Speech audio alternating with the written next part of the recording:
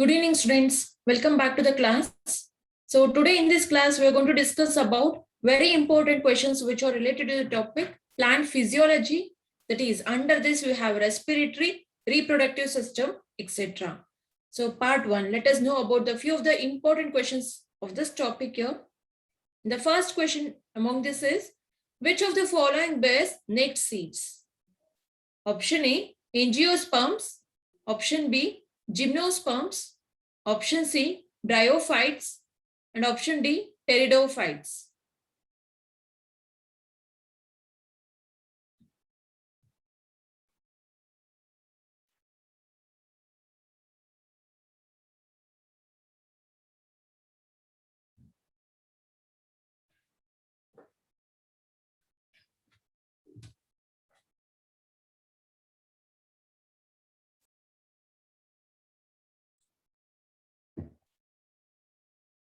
Okay, now let us know the right answer here. The right answer here is option B, gymnosperms. Okay, here gymnosperms are the organisms or the plants here which will usually bear naked seeds. The seeds are not enveloped with the seed coat here. Okay, gymnosperms, they possess naked seeds. That is one of the basic characters of all the plants which comes under gymnosperms division. So that is the one, they usually lack seed coat. The seeds are present, but which are not covered with the seed coat. They are directly exposed outside. Externally, we can see this seeds of this gymnosperms. And angiosperms are those plants where the seeds are covered with, okay, they are covered with seed coats. In case of angiosperms, they have seed coat, but not the gymnosperms. And bryophytes and pteridophytes, they usually doesn't provide. Okay, these two group of the organisms, the plants here, they usually doesn't provide any seed formation. Okay, it does not undergo any sexual reproduction for the formation of seeds here. Rather, they directly produce the zygote. Okay, after fertilization, zygote will then further develop into embryo. So here we can see a group of gymnosperms, okay, Pinus, so which belongs to a gymnosperm family. The seeds are completely exposed directly without any seed coats. Next question. Coffee is extracted from the flowers, seeds, leaves, fruits.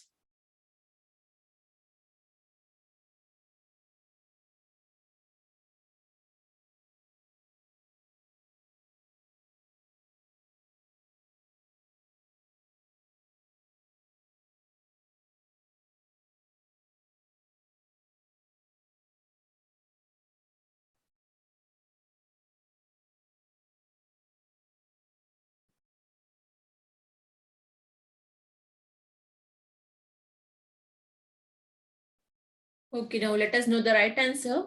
The right answer is option B, seeds. Okay, seeds are the one which are used to make coffee. The coffee is extracted here or the seeds here. Okay, out of the seeds, we will get this coffee seeds.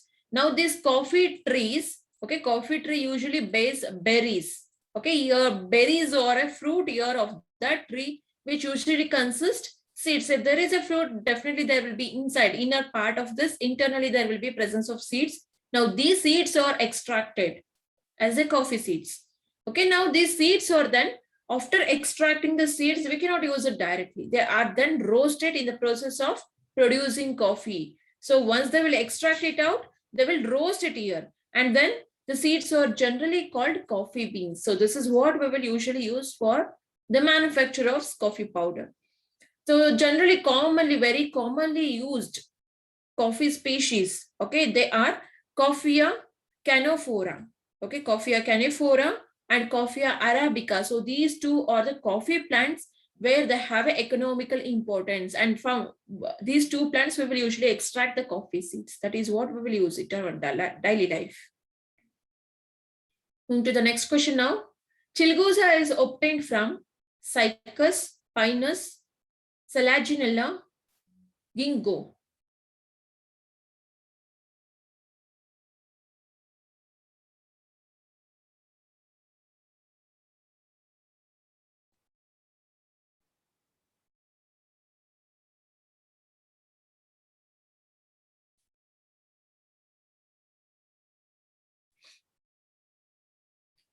Okay, let us know the right answer here. The right answer is option B, Pinus.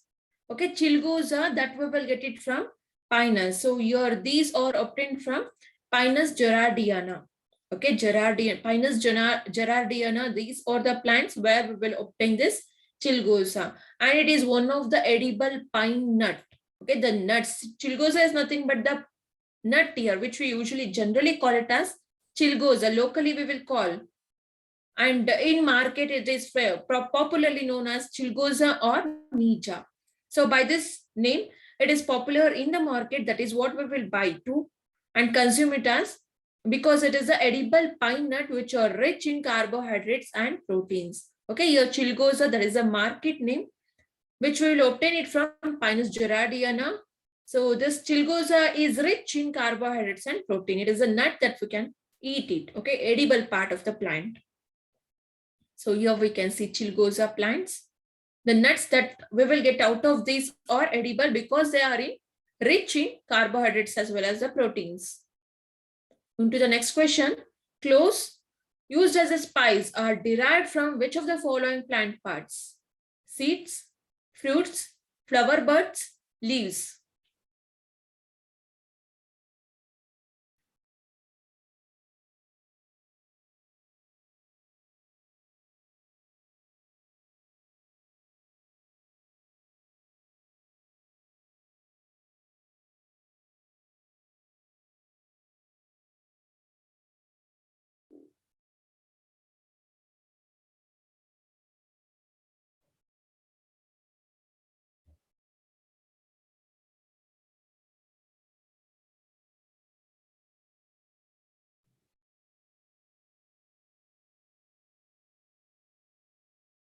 Okay, let us look at the right answer. The right answer here is option C, flower buds. Okay, here these cloves or the spices that we will add it to the food that we have to enhance the taste as well as the flavor of that, right? To get a good aroma there in the food. So there we will use this cloves as the spice in our food, right? So these cloves are the aromatic unopened flower buds. So these are the flower buds which we can see here. We can see the bud formation here. Okay, they are unopened flower buds itself of a tree called Syzygium aromaticum. Okay, Syzygium aromaticum, which belongs to a family Myrtaceae. Okay, Myrtaceae. So this is a family group to which it belongs to, the plant called Syzygium aromaticum. So from which we will extract this cloves. So here these are the cloves which are unopened aromatic flower buds. So which can be used as a spice. Next question. The hotness or pungency of chili pepper is due to curcumin, sorbitol, arginol, capsaicin.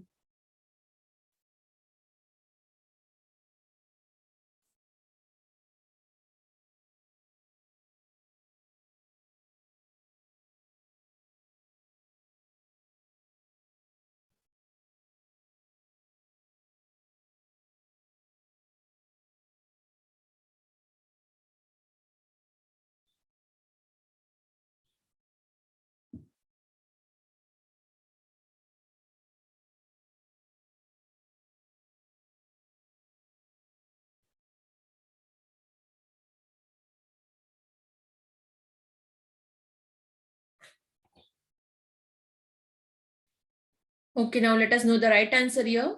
The right answer is option D, capsaicin. So because of the presence of this capsaicin chemical, it is one of the chemical ingredient which is present in chili pepper. And because of the presence of this capsaicin, it is that is the one which is responsible for the hotness of this chili pepper. The spiciness of this chili pepper is due to the presence of capsaicin.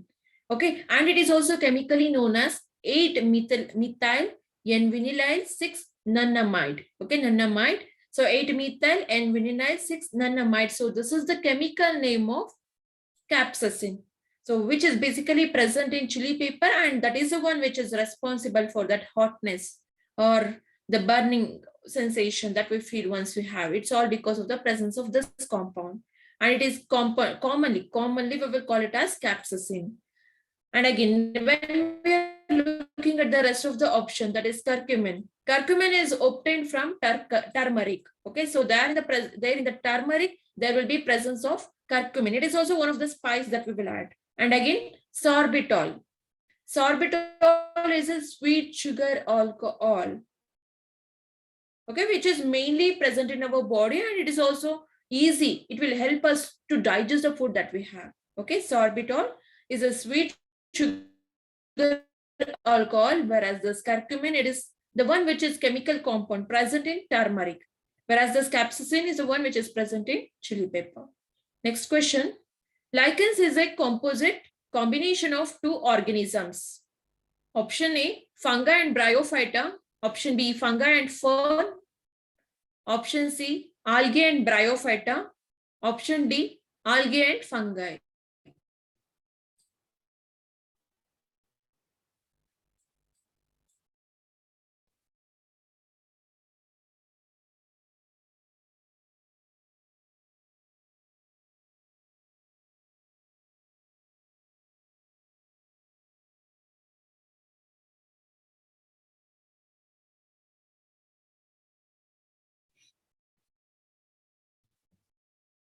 Okay, let us know the right answer here. The right answer is option D, algae and fungi. So there will be definitely a symbiotic relationship between this algal group as well as the fungi group. So together we call it as lichens. Okay, lichens or a group of algae where they will be in contact with, that is in symbiotic relationship with that of the fungal group. Okay, these two composite combination of these is a symbiotic association of fungal member. Okay, the fungal member which is present here is mycobiont. Okay, fungal member is mycobiont, whereas the algal group, okay, the algae group that we have here, which is also known as cyanobacteria. The algae eubacteria as well as cyanobacteria under this cyanobacterial member, one of the cyanobacterial member, that is phycobiont. So myobiont and phycobiont. So both of these two will be in a symbiotic relationship together. Combination of these two organisms. So together we consider it as lichens. Okay. Now when we are looking at this, looking at the symbiotic relationship of this, nothing but algal member, right? So now this phycobiont is the one which is photosynthetic in nature. Photosynthetic, that is nothing but they have a chlorophyll pigment and they can photosynthesize, that is they can prepare the food required for the growth of the plant. Along with that, it also synthesizes carbohydrates. Okay, since they can photosynthesize, they will synthesize carbohydrate, that is a nutrition required for their growth. Okay, which is consumed by mycobiont. Phycobiont member is the one which is photosynthesizing. In return, it will also provide the made food, that is prepared food to the mycobiont too. Algae will produce the food, whereas it will give it to the fungal group. Now, in return, fungal mycobiont, okay, this is a mycobiont group of the member here. That is the one which will provide the support for the growth of the algae, mechanical support, so that the algae will also grow well. And along with that, not only providing the support here, it also helps in absorbing the minerals as well as the water required for the growth from the substratum, that is to the surface that it is attached to. So here we can see this is a lichens group totally. Okay, so here we can see the growth of the fungi, and these are algae. So here we have algae and this is the fungus. Since these are green in color, they can photosynthesize. There will be presence of chlorophyll. So it will synthesize the nutrients and provide the same for this growth of fungi. And fungi will attach to the substratum and provide, it will help in absorbing the nutrients, water minerals, the minerals along with the water. Okay, moving to the next question. Which of the following is used as an ornamental plant? Xylotum, Lycopodium, Selaginella, Teres.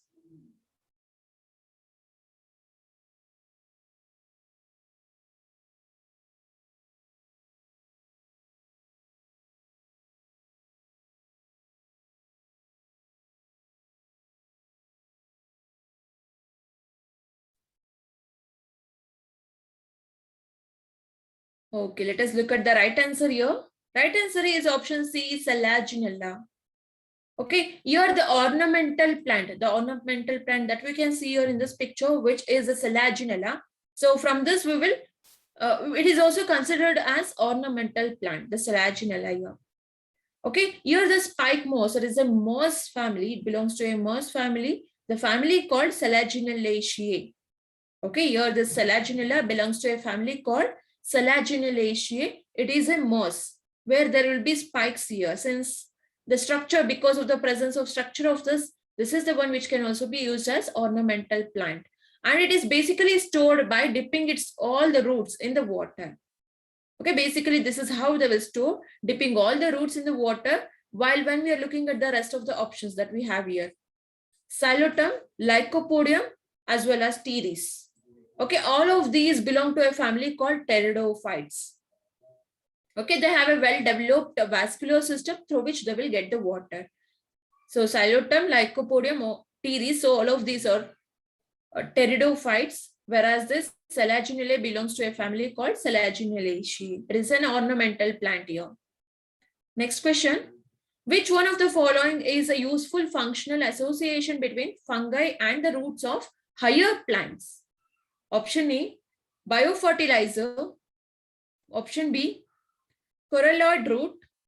Option C, lichens. Option D, mycorrhiza.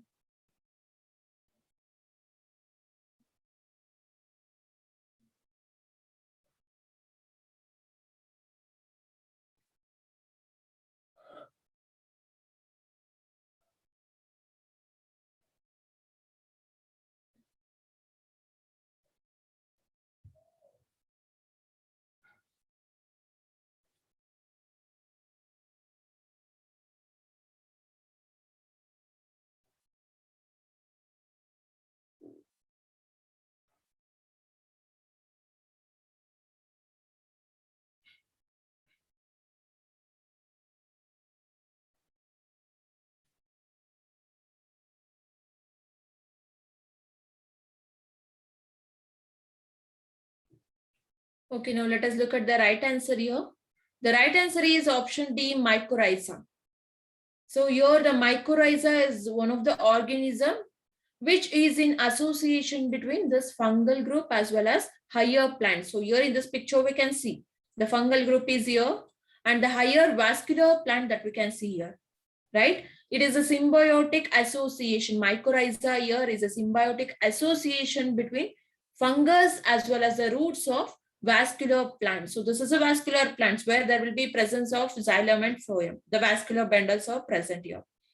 But the fungus, they are saprophytic in nature. So usually these organisms which are in symbiotic relationship, they usually share the substances that they have. One of it will provide the nutrition and in return they will get the water or the shelter which is required for their growth, the mechanical support and all. So now here the mycorrhiza is one such where it is in symbiotic relationship between the fungus as well as the roots of higher vascular plants. Now this mycorrhiza, it takes the carbohydrates from the plants. So this mycorrhiza has to take the carbohydrate from the plant and in return, the fungal help the plant by supplying the water and important minerals required for this plant. Okay, so here from the plant, mycorrhiza that we can see here, the fungi group. Okay, it will take in all the nutrients required for its growth, the carbohydrates, essential for the energy release so that they can survive. In return, mycorrhiza, that is the fungal group, will absorb the water and also the essential nutrients from the soil and in return provide the same for this growth of the tree. So this is how this symbiotic relationship occurs among the different species of organisms. Okay, moving to the next question. Commercially, agar is obtained from chlorella, gracillariae, porphyro, volvox.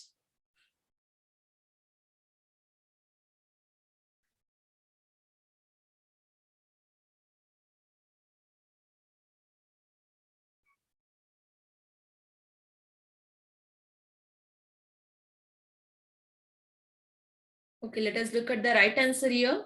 The right answer is option B, gracillariae. Okay, gracillariae, it is one of the Commercially, agar is obtained from this Gracilleria. So here we have Gracilleria and Gigatina. Okay, Gigatina. So these are the members of Rhodophyta. Rhodophyta, which is nothing but a red algae, algal group. Okay, specifically the red algae because of the pigments present in these organisms. So they are the one commercial. Okay, these are the commercial source of agar, which we will use it in the food. Okay, so basically agar that we will get it from Gracilleria along with this, so Gigatina. So now this agar, it is also used in making the soup thickener. Okay, thickness of the soup. To increase that, there we will use this agar. So instead of gelatin, we can use this agar in food substances while cooking the food. And along with that, it is also used as fruit preservatives. Okay, to preserve the fruit, and also in ice cream and sizing the paper as well as the fabric. So here in all of the major purposes, very different purposes, there we will use this agar. It has its commercial importance here. Okay, next question. Which plant's leaves are used to make outer wrap of BD? So cinchona, okay, cinchona, tendu, opium, areca.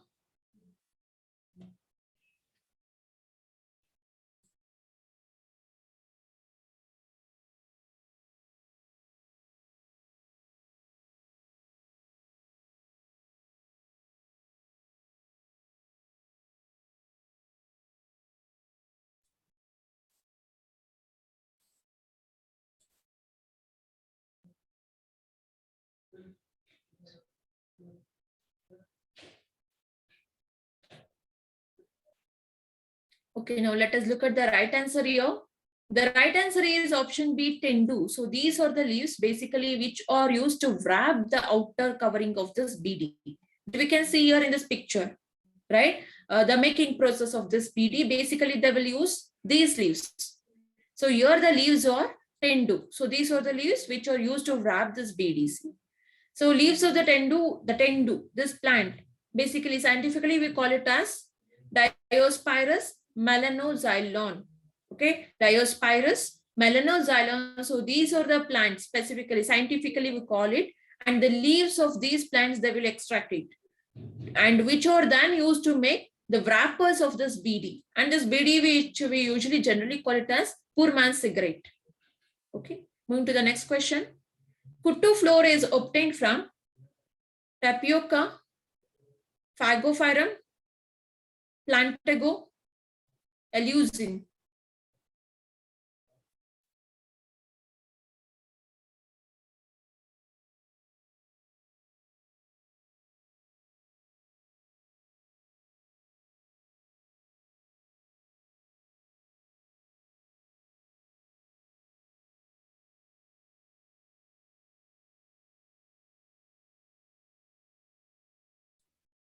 Okay, now let us look at the right answer here. The right answer here is option B, Phagophyrum. Okay, Kuttu flour, that we will get it from Phagophyrum. So these are the species. So this flour is made from buckwheat.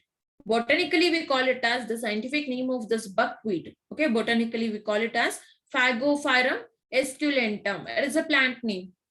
Okay, from these the seeds or the grains are extracted, which is then further converted into the flour. Okay, that is what is this kuttu flour.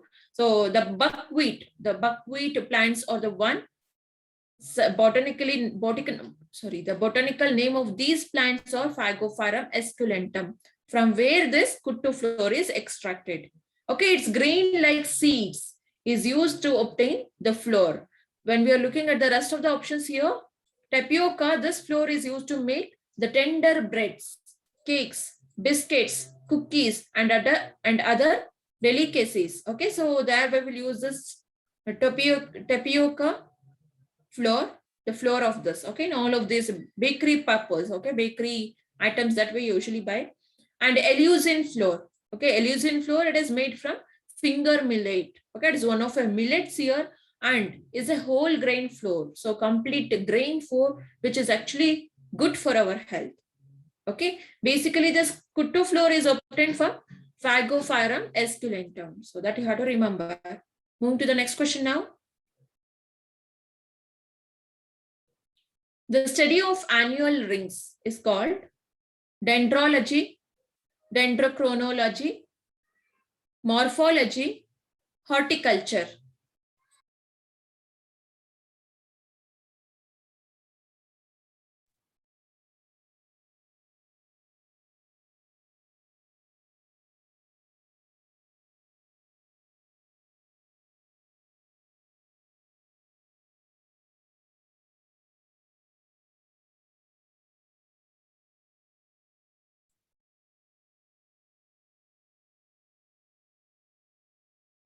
Okay, now let us know the right answer here.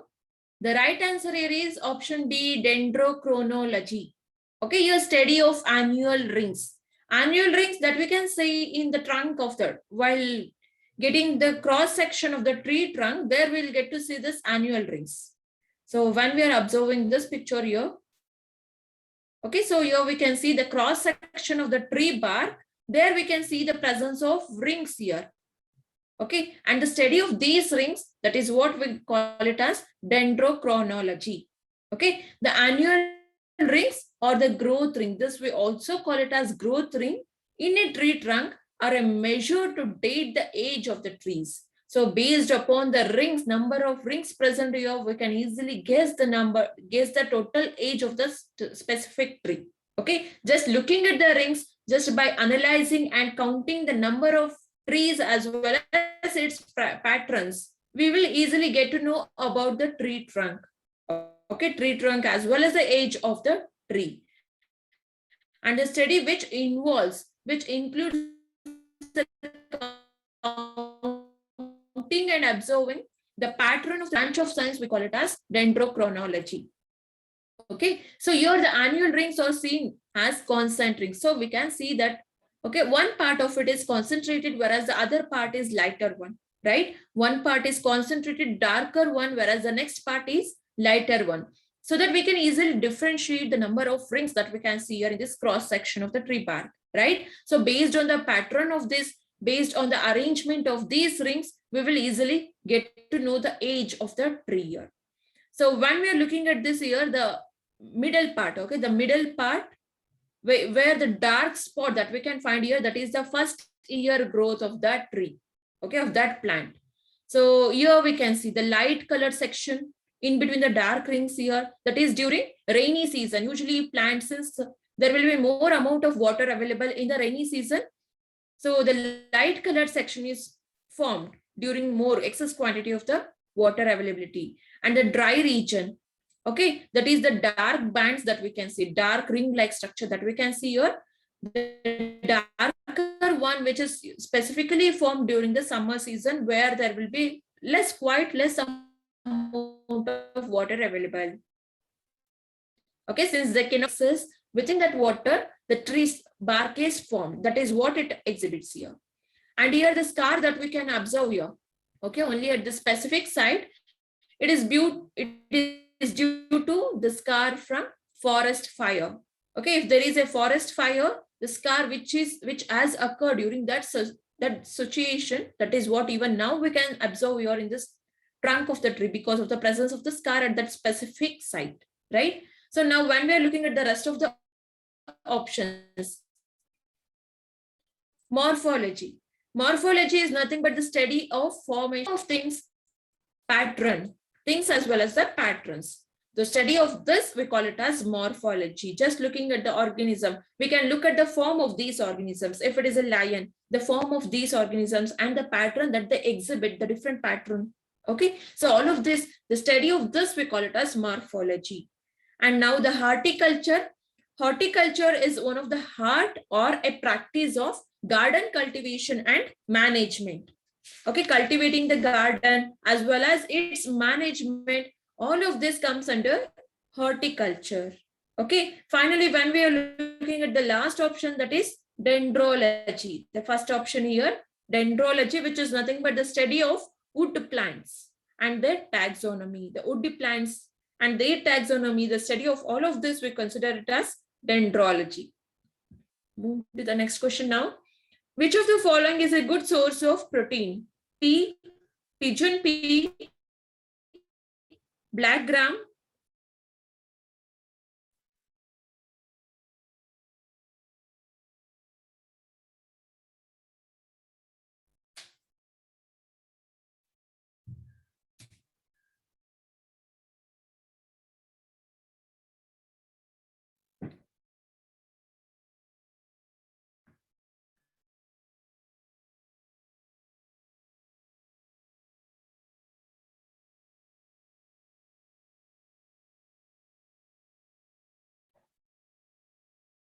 Okay, now let us look at the right answer here. The right answer is option D, soya bean. So out of the given options here, so definitely there will be protein, presence of protein in all of the given options. They are rich in protein, but still out of the given option here, soya bean is the one which is a good source of protein. Compared to all the rest of the options here, soya bean is the one which has more quantity of protein here. Protein is one of the nutrients that our body requires for its growth and also to repair the damaged part of our body, right? So now let us know about the quantity of protein present in all of this given compounds here. Okay, the protein content per 100 gram of pulse. So all of these are the pulses here. Per 100 gram of these pulse, the protein content which is present here, it is estimated to be. So when we are looking at the first option, P, okay, that is 5 gram. Per 100 gram, only 5 gram of this consists of protein content.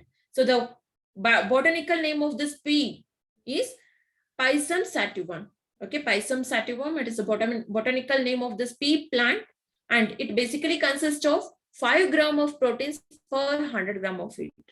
Now 22 gram of proteins are present per 100 gram of pigeon peas. Basically this pigeon pea, the chemicals, the botanical name of this pigeon pea is Cajanus cajan. Okay, Cajanus cajan. It is a botanical name of pigeon pea plants. So basically it consists of about 22 grams per 100 gram of this pigeon pea. It is one of a pulse here. So when we are looking at the next year, black gram, it is one of the pulse again. Botanically we call it as Vigna mungo. Okay, Vigna mungo. Per 100 gram of this black gram consists of only about 25 grams of protein. Per 100 gram, there will be 25 gram of protein, comparatively more, right? When we are looking at the rest of the option that we have learned about. So next, when we are looking at the last option, that is soya bean. Okay, soya bean, the botanical name of the soya bean is Glycine max. Okay, Glycine max. It consists of about 36 gram of proteins per 100 gram of it. Okay, so comparatively it is more here. So this consists of 36 grams, whereas black gram, it consists of only about 25 grams, right? And pigeon pea, when we are looking at this, it is only about 22 grams. And the first option, when we are looking at this pea, it is only about 5 gram. When we are looking at the protein content in all of these pulses here, soya bean is the one which has about 36 gram per 100 ml, 100 gram of this seeds. So that is the richest one, richest source of protein. But out of the given options here, pea is the one which has quite comparatively very low quantity of the protein. That is only about 5 gram per 100 gram of peanuts, right? Move to the next question now. Mushroom is a alga, fungus, ferns, moss.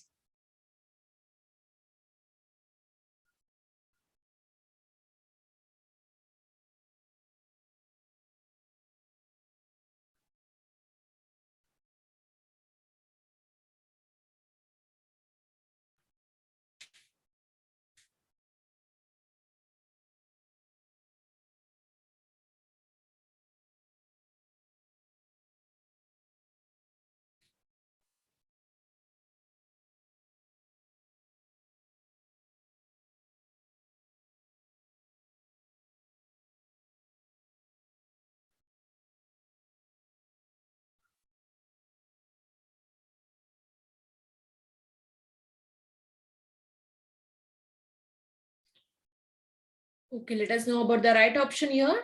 The right answer is option B, fungus. Mushroom is a fungus, agaricus, right?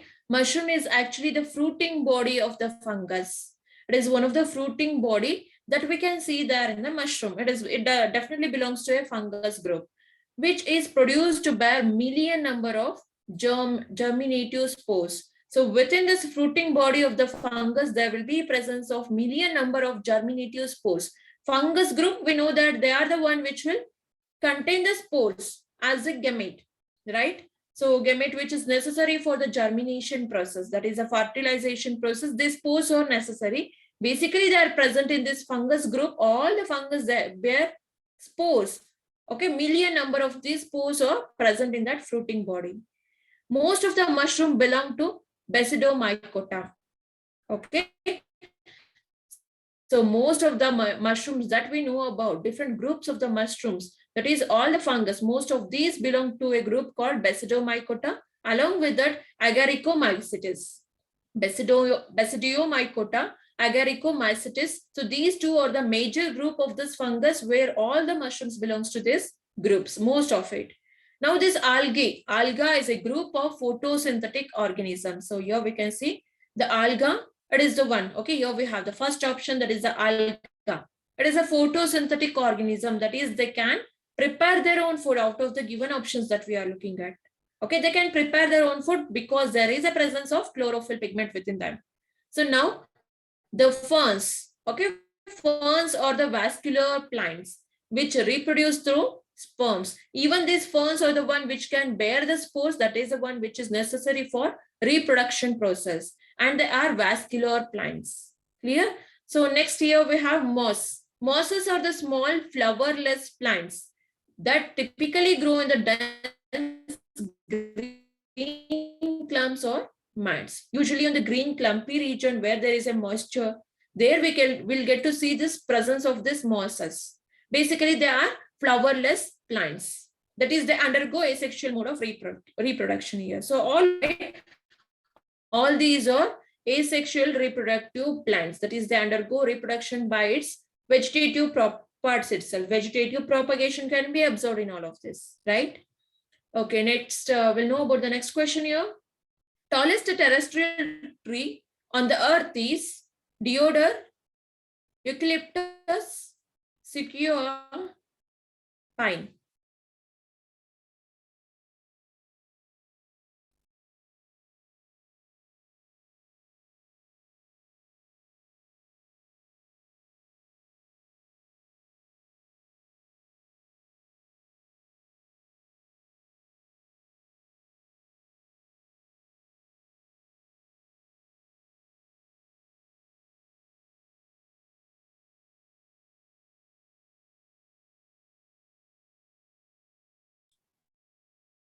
Okay, now let us look at the right answer here. The right answer here is option C, sequoia.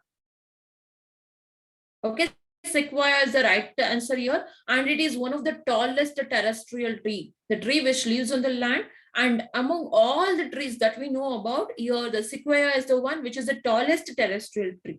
Okay, in the world, completely in the world, here we have this tree. Sequoia is the tallest one. General question, that is very important. And again, the redwoods. Okay, redwood sequoia sempervirens. So you have to remember this here. The scientific botanical name of this plant is Sequoia sempervirens. Okay, with a height of around 115.72 meter, that is approximately about 379.65 feet. That is the length of this. Okay, that is the height of this plants here. And these trees growing in Hyperion, that is Redwood National Park, which is located there in the California, specifically in United States. So there, that is, these trees can grow there in this region called California, specifically here in Hyperion. Okay, there we will get to see the Sequoia sempervirens trees, which is the tallest tree all over the world. Moving to the next question. So in this picture, we can see here. Okay, so these are the sequoia trees, which is the tallest one here. Okay, moving to the next question. Coconut water is technically pericarp, endosperm, scutellum, soft drink.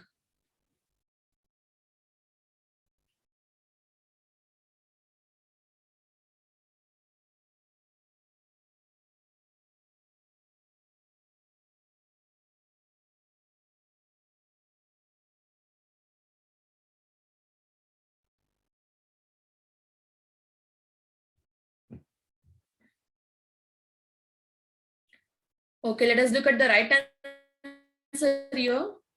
The right answer is option B, endosperm. The coconut water, which or even the ripened coconut, it is the endosperm as endosperm. The coconut is actually a drupe. Okay, coconut is actually a drupe here. But what is this drupe? Drupe is nothing but it is a fleshy fruit with thin skin. Okay, where there will be usually thin skin and also central stone which usually consists of the seed. So we know that outer part, it is a very thin skin. So here we will get to see the fibers, right? And inner to this, where there will here there will be presence of very thick coat which will usually protect the seed. So that is how these coconuts will be. So we can consider this as a drupe here. Okay, now this is actually a dry drupe and not a nut here. We cannot consider this coconut as a nut because this is a dry drupe where there will be inner to that there will be very hard seed coat which will usually protect the seed here.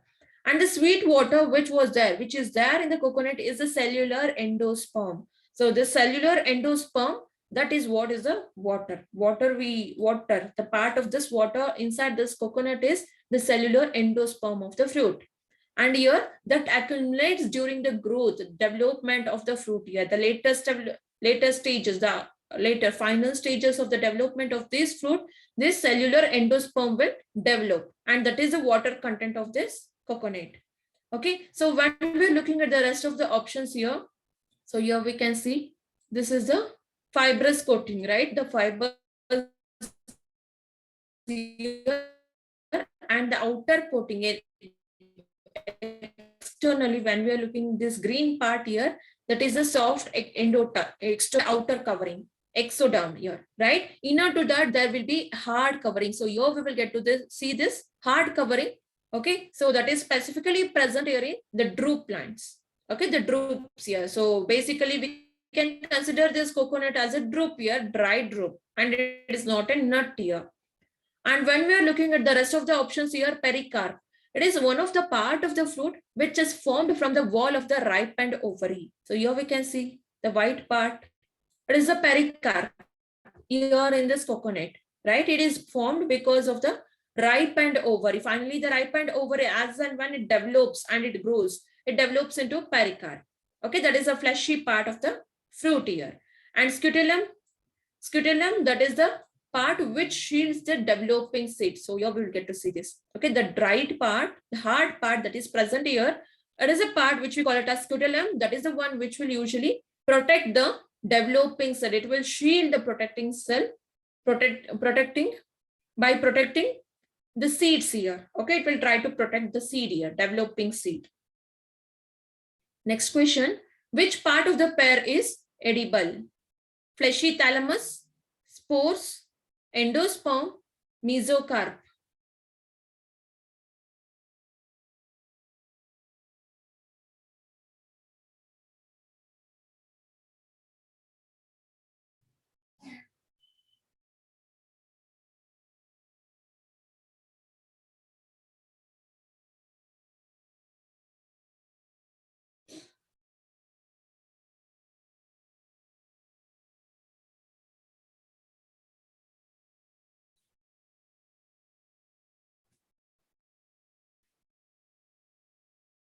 Okay, let us know about the right answer here.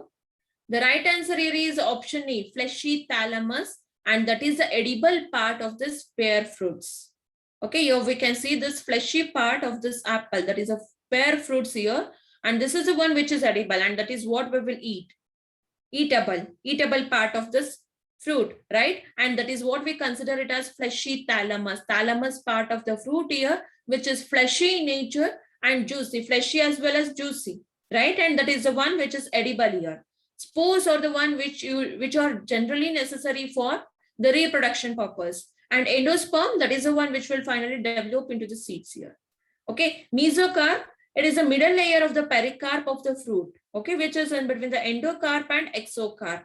In between endocarp and exocarp, there will be a fruit which is a pericarp, and the middle part of this is mesocarp. Okay, it will be there in between endocarp as well as exocarp.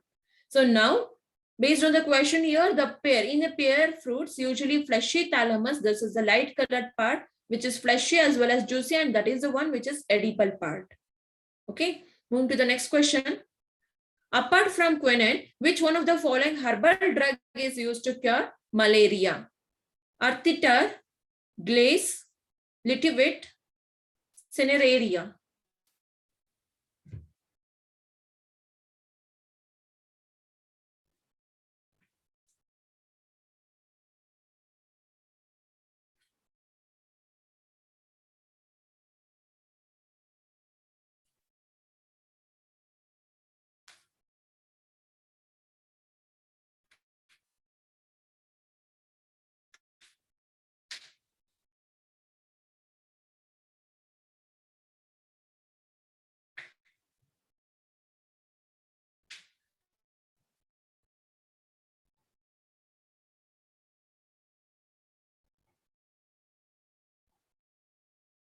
Okay, let us look at the right answer here. The right answer is option A, Artitar. Okay, Artitar is one of the herbal drug which is used to cure malarial disease.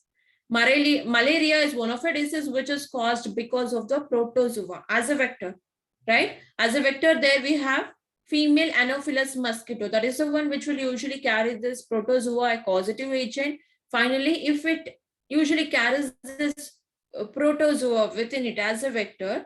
Now, if it sucks the blood of a normal healthy person, there this protozoa will get transmitted. Now, the person will also, the new healthy individual will also start suffering from the same disease called malaria, right? So, female Anopheles mosquito is the one which will usually causes malarial disease.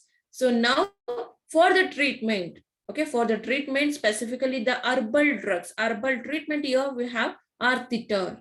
Okay, Artitar, it is one of the herbal drug which is used to cure this malarial condition. Okay, both of these are used as eye drops to treat the eye diseases such as the cataract. Cataract, we can see that which will usually develop at the later stages of life, specifically after 40 years in an individual, right? So this is one of the common diseases most of the individual will usually suffer with, eye disease, right? To cure this, this is one of the herbal drug, that is litivit as well as cineraria. These are the herbal drugs which is used to treat the eye diseases. Okay, basically available in the form of eye drops. Moving to the next question now. The litmus paper utilized in the chemical laboratories is made of fern, algae, lichens, fungi.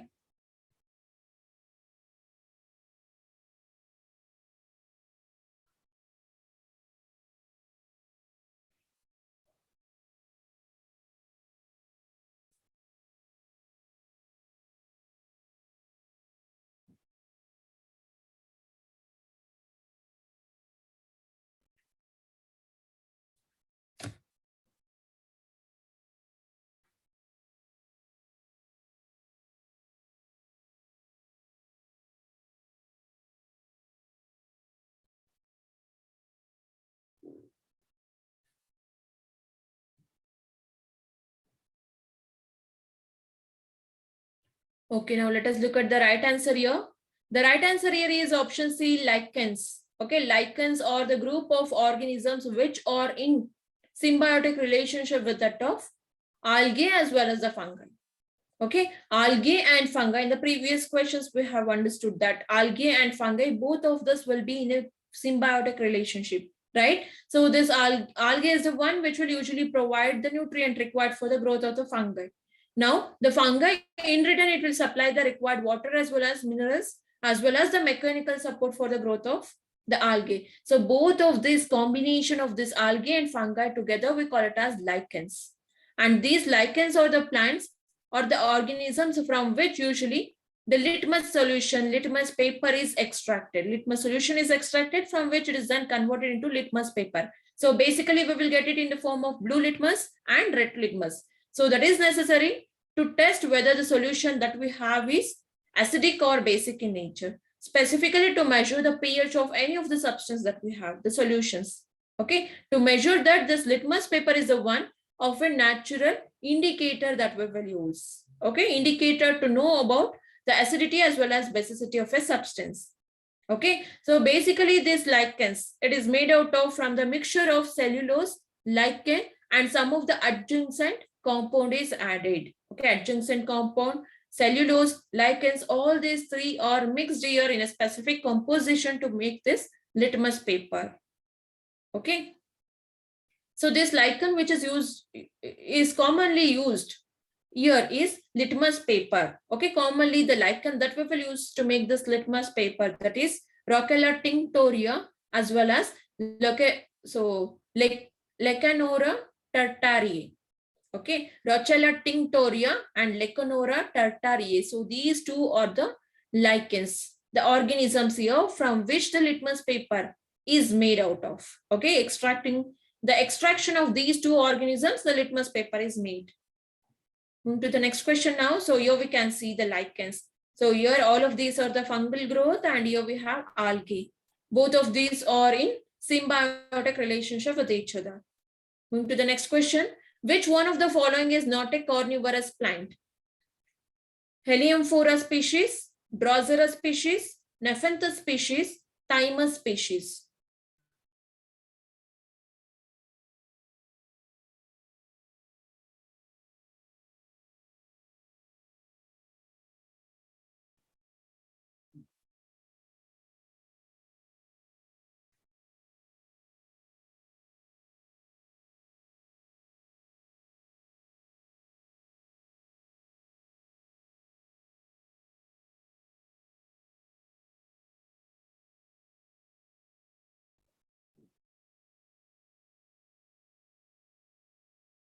Okay, let us know about the right answer here.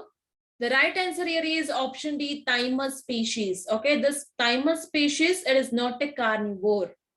Okay, it is an herbivore, very herbivore, and they are, so usually herbivore is group, that is they have a chlorophyll pigment and they can definitely synthesize their own food. Okay, they usually grow hardy perennial, and thyme is one of the fragrant herb with small fragrant leaves and also very thin woody stems that can be absorbed in all of these organisms. Okay, there are varieties of the thymus species are available and which are usually evergreen. So we can say that if it is green, definitely there will be presence of chlorophyll. Now, if there is a chlorophyll, they can synthesize food by themselves by a process called photosynthesis. If they are photosynthesizing, then definitely they are not carnivorous, right? So they are considered as herbivorous. They can synthesize their own food. So they are autotrophic plants. Rest of the options, when we are looking at all of this here, Helianthera species, Drosera species, and Nepenthes species. All of these are carnivorous plants, which we also call it as insectivorous plants because they usually grow in a soil where there is very lack of nutrients. The nutrients that available in that soil is not sufficient for the growth of these plants.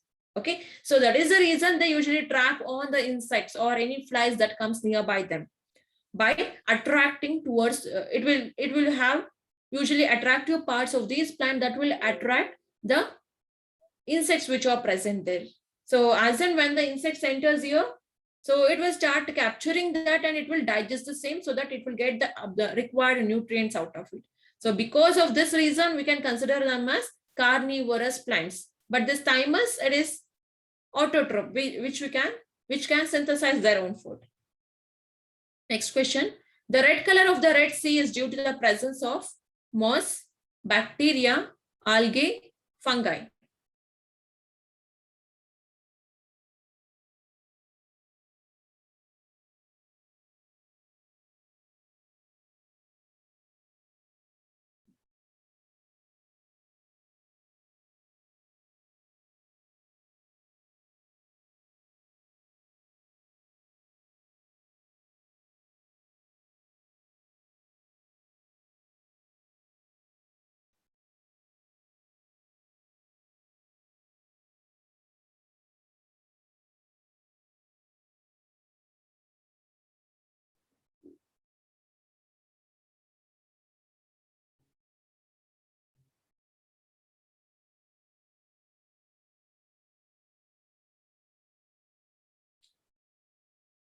Okay, now let us look at the right answer here. The right answer is option C, algae. The red color of the Red Sea. So here you can see, right? The sea here, the one of the arm of this sea or the part of the lake of this where there will be present here nearby, and it usually appears red in color. That is what we can see here. It's all because of the growth of the algae here in this region. And here the algae are usually reddish in color because of the different pigments present in them. So that is the reason it appears red. These algae which are growing in the water, the complete water itself looks reddish in color. Okay, so basically we call this part of the ocean, the sea here is Red Sea. Red Sea is a seawater inlet of the Indian Ocean. Okay, inlet which is nothing but the part of a lake. Okay, the water here in the form of a lake or a river, or it is one of the arm of the ocean here, which is present here in the Indian Ocean, lying between the Africa as well as Asia. So specifically between these two countries here, an algae of phylum Cyanobacteria. Okay, phylum Cyanobacteria, one of the algae here, which is called as Trichodesmium erythraceum. Okay, Trichodesmium erythraeum. So this is one of the algae which is present in the sea, and this is where they will grow. It contains of abundant quantities of pigments, and the some of the pigments which are responsible for the reddish color of this water is because of the phycobilin. Okay, phycobilin, phycoerythrin, phycocyanin. So all of these three pigments which are present and excreted by this algae. So because of the presence of these pigments, algae appears reddish in color. And since these algae is growing in the water here, the water itself completely looks like a red color. So by the name, because of this, the name of the sea is Red Sea. Okay, so it is usually reddish, red or pinkish in color. So when we are looking at the rest of the option here, fungi and bacteria, okay, this fungi and bacteria along with the moss, they usually doesn't contain any of this pigment, and that doesn't usually impart any of the color to the water. Okay, fungi doesn't contain any pigment, bacteria too along with the moss. So all the three organisms here doesn't usually emit any of the color. They doesn't color, they usually doesn't contain the pigments required for the color absorption here. But the algae, they emit usually the pigment because of the pigment present in them. So here the water itself appears reddish in color. Okay, because algae are growing here in this part. So because of that, the color of this water is looking reddish in color. To the next question now. The chief constituent of cotton is protein, fatty acid, cellulose, glycerin.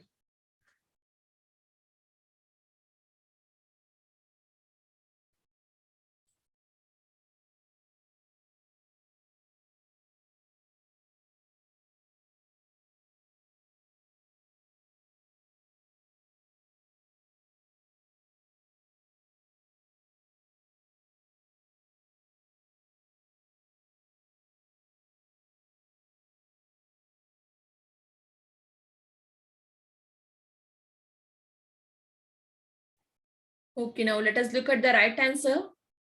The right answer here is option C, cellulose. Okay, the chief constituent here in cotton plants, the cotton ball, specifically it consists of cellulose. Okay, here the chief cotton of this cotton fiber is majorly made out of cellulose. Along with that, some amount of semicellulose. Okay, hemicelluloses are present. Cellulose and hemicellulose. That is the one which will provide the proper strong structure for these plant cells. Okay, and this is the one which is present in the cotton. Okay, moving to the next question now.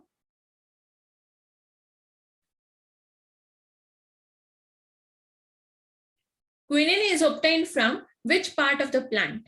Roots, stem, leaves, bark.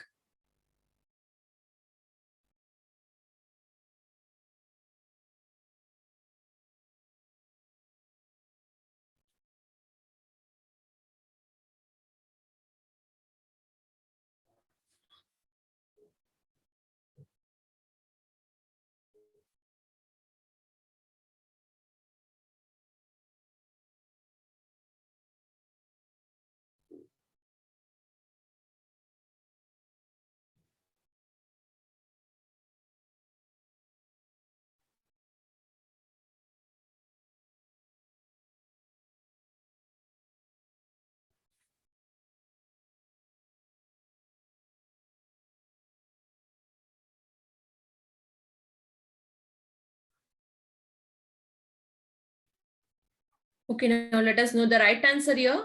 The right answer is option D, bark. Okay, quinine is one of a chemical component, so which is obtained from the bark of the plant. Okay, in bark of the plant, there will be component called quinine. That is what we will usually extract it out of the bark of the specific plants here. Okay, so this quinine is a natural white crystalline alkaloid. Okay, it is in white crystalline form, and that is one of the alkaloid group. So that is alkaloids are the one of a group of organic compound where there will be presence of at least one of the nitrogenous atom in them. Okay, nitrogen atom will be present, and that is what we call it as alkaloids. Oh, okay, so these group of organic compounds usually specifically consist of at least one or more than one nitrogenous atoms. Okay, even here in the quinine, there is a presence of alkaloid group which is white crystalline in nature. So this we will get it from the bark of Cinchona species. Okay, here Cinchona species of family Rubiaceae, the family which belongs. So here Cinchona is one of a species of plants which belongs to a family called Rubiaceae. Okay, so here the organisms which comes under this, the plants which comes under this, out of the bark of this trees, usually we will extract this quinine. Okay, basically this quinine is one of the medicinal component which is used as anti-malarial. Okay, so anti-malarial drug, analgesic drug, that is during anesthesia condition, during surgery, to relieve the pain here as a pain killing agent, analgesic. As an analgesic, it is used. Along with that, it is also used as anti-inflammatory. That is where there is a swollen part in the body parts, to reduce that as an anti-inflammatory part, there we will use the quinine. And also antipyretic, that is to reduce the fever in an individual during different condition. So it has all of this medicinal value. As a medicine, you will add this quinine in a medicinal pharmaceutical components, okay, which we will extract it from the bark of this Cinchona species, which belongs to a family Rubiaceae. So next question, sago is obtained from Cycas, Pinus, Cedrus. So here we have the next group.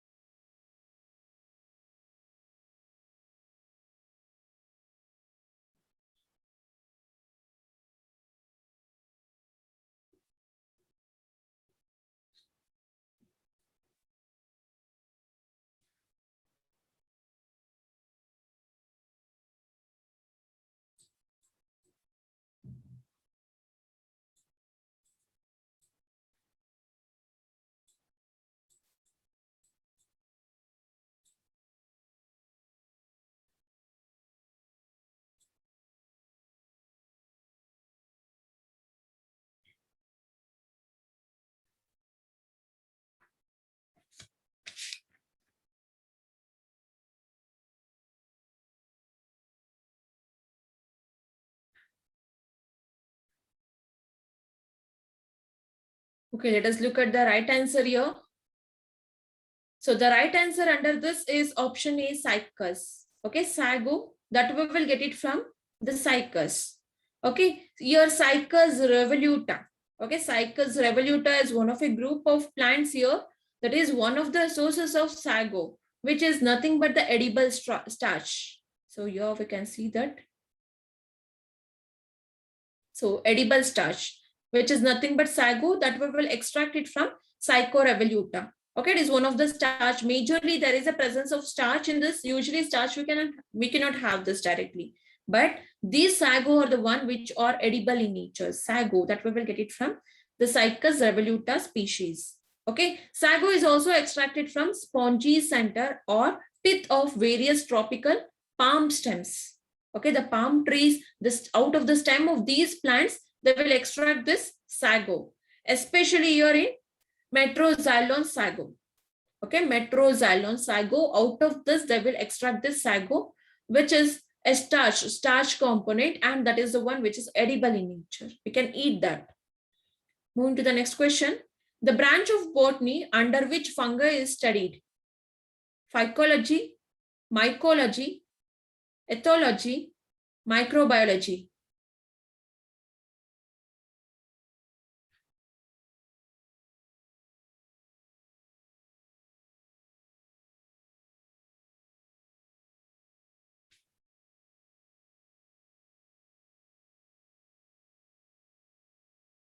Okay, now let us look at the right answer here. The right answer here is option B, mycology. All the fungal group, we will study it, we will discuss, we will read about this fungal group and identify research about this fungal species here in a branch called mycology. Okay, it is a branch of biology under which morphological, anatomical, pathological, and genetic studies of this fungi are done. Okay, morphological, that is the structure of these fungus, the different species of fungus, to know about their structure. And anatomical, the inner part of this, how they function, how the structure of them are. Okay, pathological. So some of the fungi, they are poisonous in nature. When we are considering this mushroom, all of these are not edible. Some of them are poisonous. Only few of the species of mushroom are edible. So to know about the pathogenicity of this fungus, there we will have a study called, a branch called mycology, under which we will study all about the fungal group and also their genetic studies, the genes which are present in them and how they give rise to the organism, different species here. Okay, so all of this, the study of all of this here is done, is under the branch of biology called mycology. Okay, it comes under the field of mycology. But when we are looking at the rest of the options here, phycology, ethology, as well as microbiology. So all of these are the branch of biology again, where under this phycology. Okay, under this phycology, we will study all about the algae, algal group. Okay, we are going to understand about the morphology, anatomy, pathology, as well as genetic studies of algae under the branch of biology called phycology. Whereas this ethology, it deals with the study of animal behavior. Okay, here under this ethology, it is a branch of biology again, where we are going to understand about the behavior of different animals under this branch. Microbiology, it's all regarding the different species of microorganisms like bacteria, virus, protozoa. Okay, all the microorganisms are studied under this branch called microbiology. Moving to the next question now. Plants which grow in a saline soil here are xerophytes, hydrophytes, halophytes, lithophytes.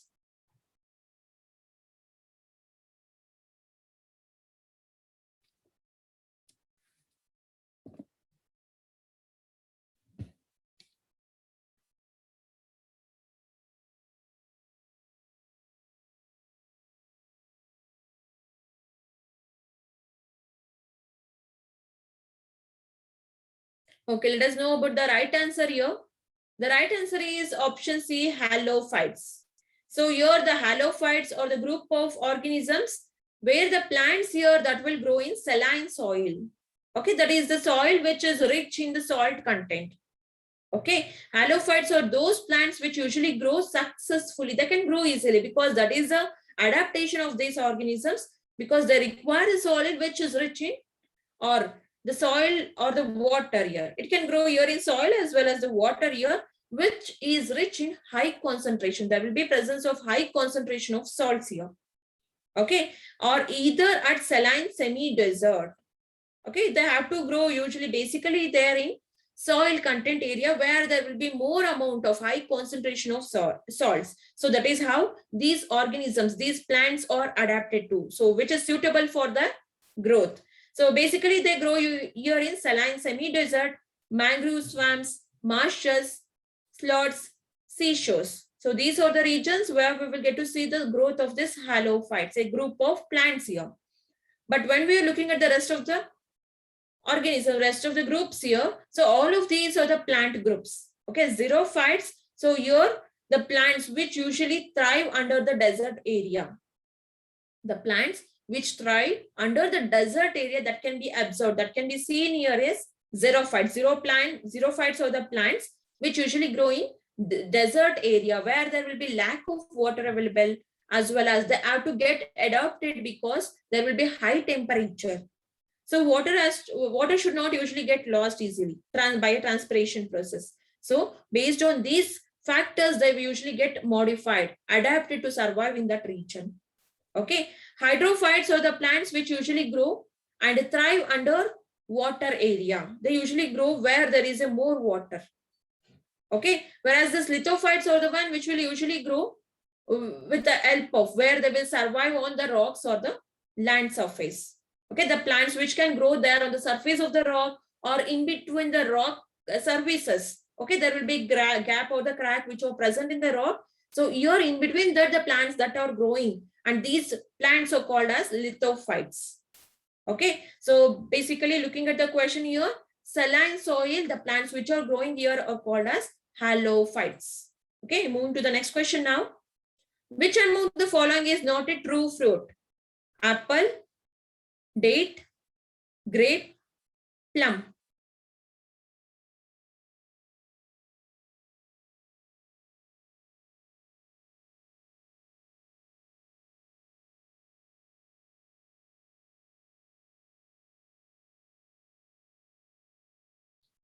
Okay, now let us look at the right answer.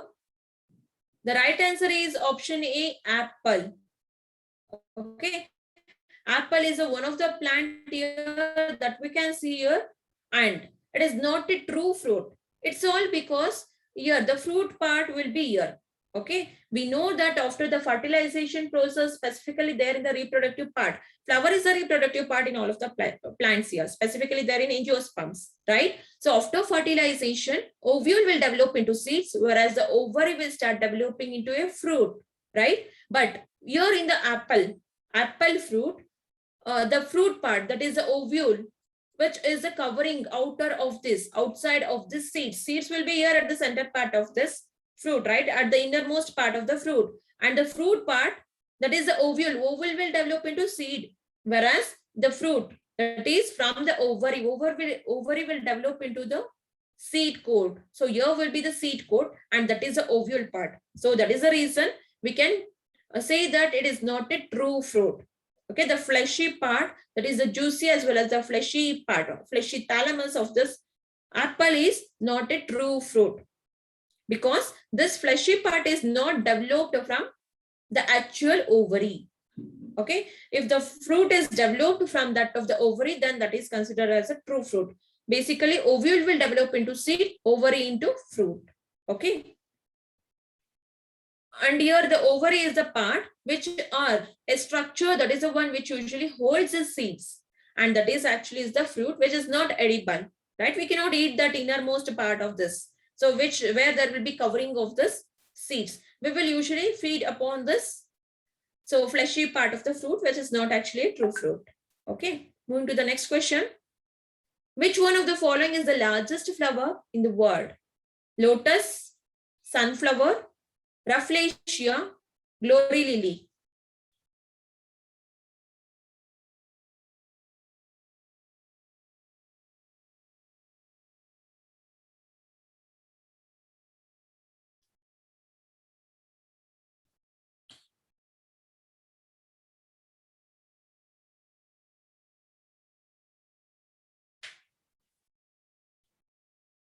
Okay, let us look at the right answer here.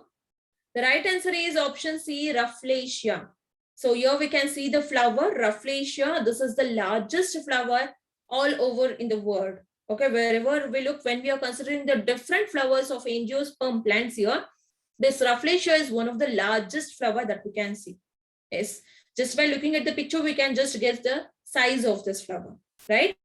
So the botanical name of this plants are Rafflesia arnoldi.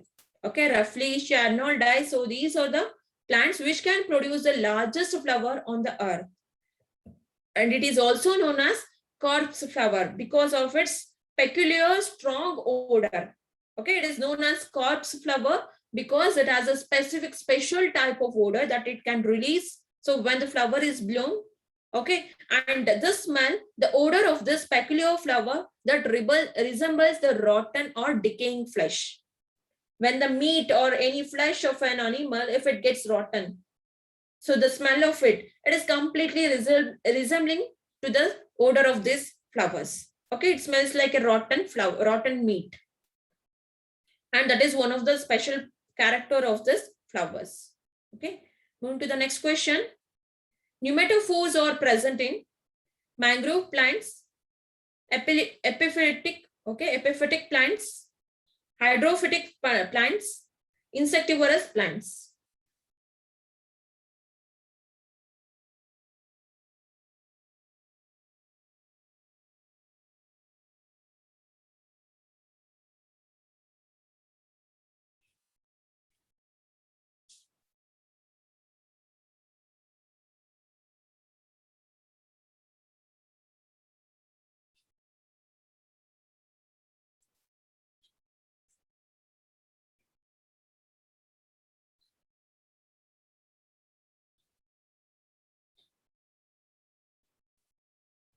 Okay, let us look at the right answer here.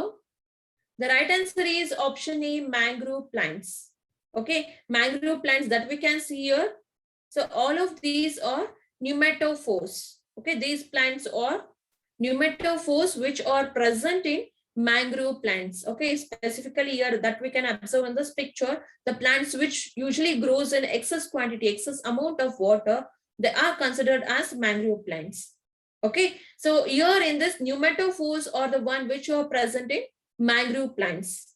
Okay, pneumatophores basically they are aerial root system. The root will be usually in aerial. Okay, that is above out of the soil, usually at the topmost, above the layer of the soil, because they have to breathe.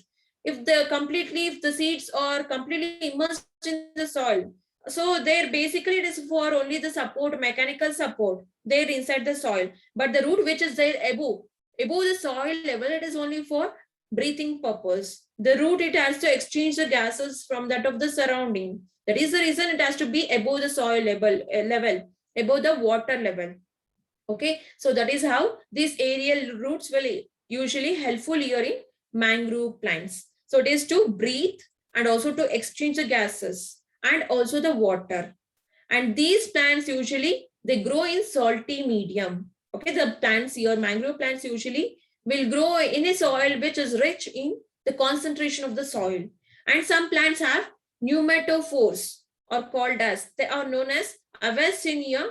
Okay, here some of the plants which have pneumatophores, so they are known as some of the plants under this mangrove plant, some of the species are Avicennia germinans. Okay, Avicennia germinans, Lagencularia racemosa. Okay, these are the botanical name of these plants here. Avicennia germinans, Lagencularia racemosa. These are the mangrove plants which usually bear pneumatophores. Okay, pneumatophores, that is the aerial root of these plants necessary for breathing as well as exchange of the gases as well as the water among surrounding.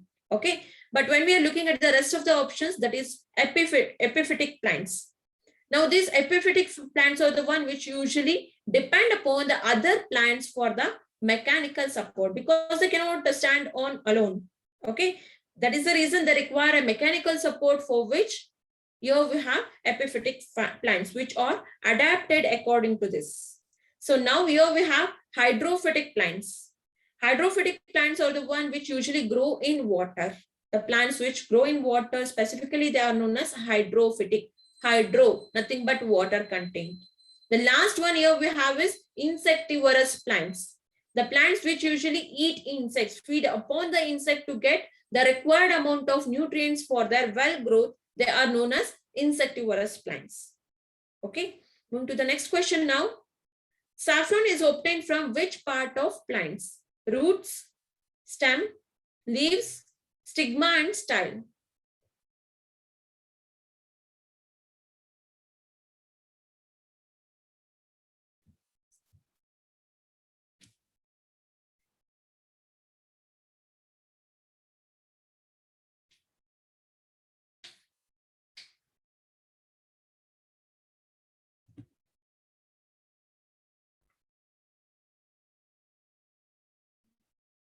Okay, now let us know about the right answer here. The right answer here is option D, stigma and style. So here we can see, right? So this is the stigma part of the flower, and here there is a presence of style.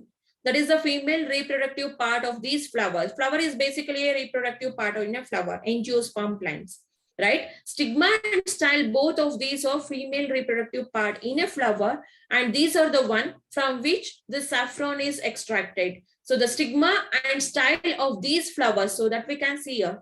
Okay, stigma and style, these are the one which we will use it as saffron, right? So this is derived from a plant called Crocus sativus. Okay, the plant named Crocus sativus, that is the botanical name of these plants, which belongs to a family called Iridaceae. Okay, it is a family called Iridaceae. So there we have Crocus sativus. So from this stigma and style of this saffron is extracted. Now this is the one which is used as a spice or a condiment, specifically in sweet dishes. Okay, the sweet dishes that while preparing there, we will add this saffron that increases the aroma as well as the taste, enhances the taste. flavor of the food that we prepare. And along with that, it is also used in some meat preparation to enhance the aroma as well as the flavor of the food. Okay, so the part which is used is style and stigma of the flower. So both of these are present in flower, which is a female reproductive part. Okay, that is the one which is used as a saffron and it is a spice. Okay. And students, in this class, we have learned about very important questions which are related to the topic plant physiology. So under this plant physiology, we have discussed about respiratory system, reproductive system in case of flowers, as well as different plants, right? Basically, the sexual reproduction in flowers as well as asexual reproduction in flower, the different parts of the flower which are involving here, everything we have learned here in this class. I hope you have understood about all of this now, and thank you for attending the class here.